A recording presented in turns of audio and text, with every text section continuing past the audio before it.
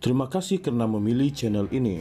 Sebelum kita mulakan video ini, sila pertimbangkan untuk menekan butang like, share, dan subscribe, dan aktifkan butang lonceng Anda agar Anda sentiasa mendapat info-info percuma pada setiap hari dari channel kami. Dan tinggalkan komen Anda karena komen Anda amatlah dihargai. Terima kasih. Rayuan Peguam Negara untuk menghalang Datuk Seri Najib Razak meneruskan semakan kehakiman berkaitan Tita Adendum akan diputuskan oleh Mahkamah Persekutuan pada 13 Ogos ini. Tarikh itu disahkan oleh Peguam mewakili bekas Perdana Menteri Muhammad Farhan Muhammad Syafi kepada pihak media hari ini.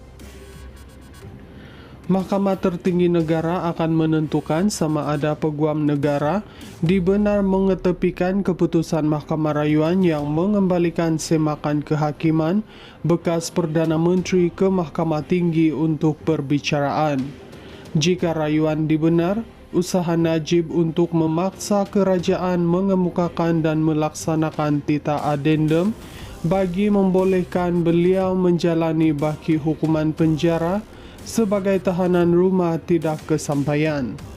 Pada 9 Julai lalu, panel 3 hakim diketuai oleh Hakim Besar Malaya, Tan Sri Hasna Mohammed Hashim, selesai mendengar rayuan Peguam Negara Tan Sri Muhammad Dusuki Mokhtar dan Peguam Tan Sri Muhammad Syafi Abdullah yang mewakili Najib.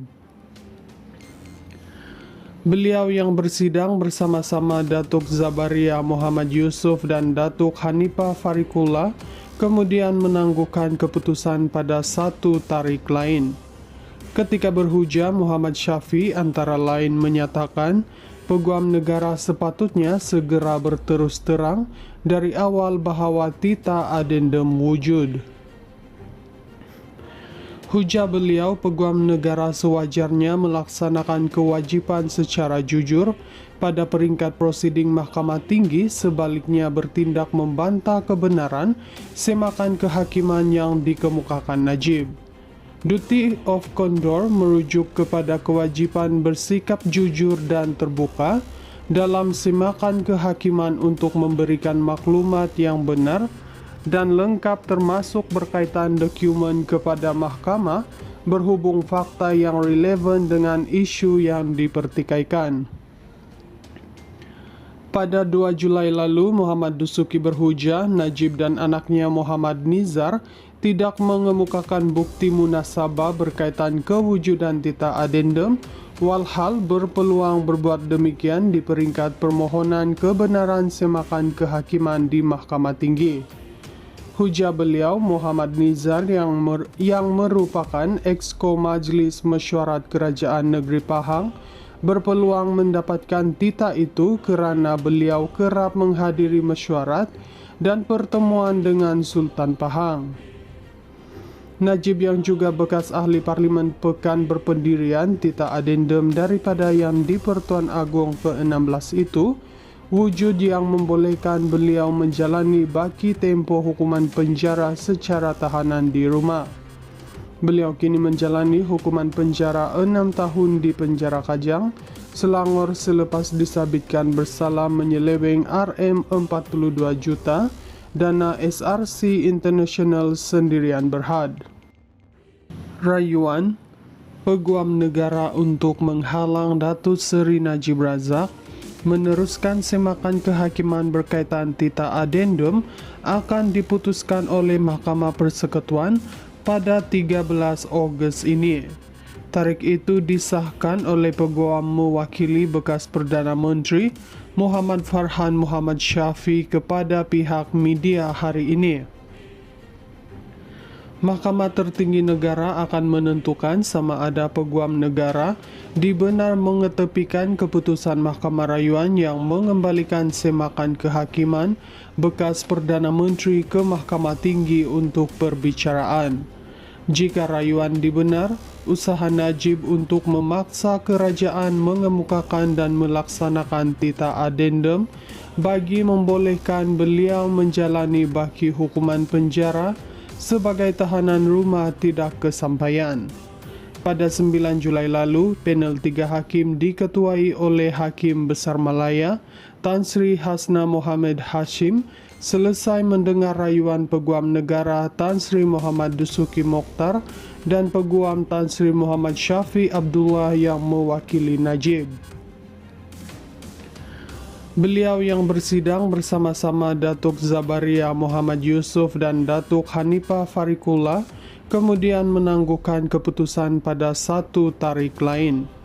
Ketika berhujah, Muhammad Syafi antara lain menyatakan Peguam Negara sepatutnya segera berterus terang dari awal bahawa tita adendum wujud. Hujah beliau, Peguam Negara sewajarnya melaksanakan kewajipan secara jujur pada peringkat prosiding Mahkamah Tinggi, sebaliknya bertindak membantah kebenaran semakan kehakiman yang dikemukakan Najib.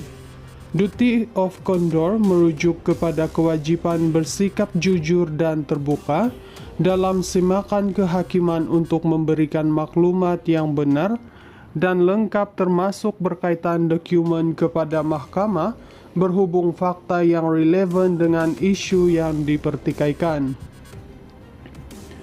Pada 2 Julai lalu, Muhammad Dusuki berhujah Najib dan anaknya Muhammad Nizar tidak mengemukakan bukti munasabah berkaitan kewujudan tita adendum, walhal berpeluang berbuat demikian di peringkat permohonan kebenaran semakan kehakiman di Mahkamah Tinggi. Hujah beliau, Muhammad Nizar yang merupakan Exco Majlis Mesyuarat Kerajaan Negeri Pahang berpeluang mendapatkan tita itu kerana beliau kerap menghadiri mesyuarat dan pertemuan dengan Sultan Pahang. Najib yang juga bekas ahli Parlimen Pekan Berpendirian tita adendum daripada yang di-Pertuan Agong ke-16 itu wujud yang membolehkan beliau menjalani baki tempoh hukuman penjara secara tahanan di rumah. Beliau kini menjalani hukuman penjara 6 tahun di penjara Kajang, Selangor selepas disabitkan bersalah menyeleweng RM42 juta dana SRC International Sendirian Berhad. Rayuan Peguam Negara untuk menghalang Datuk Seri Najib Razak meneruskan semakan kehakiman berkaitan tita adendum akan diputuskan oleh Mahkamah Persekutuan pada 13 Ogos ini. Tarikh itu disahkan oleh Peguam mewakili bekas Perdana Menteri Muhammad Farhan Muhammad Syafi kepada pihak media hari ini. Mahkamah Tertinggi Negara akan menentukan sama ada Peguam Negara dibenar mengetepikan keputusan Mahkamah Rayuan yang mengembalikan semakan kehakiman bekas Perdana Menteri ke Mahkamah Tinggi untuk perbicaraan.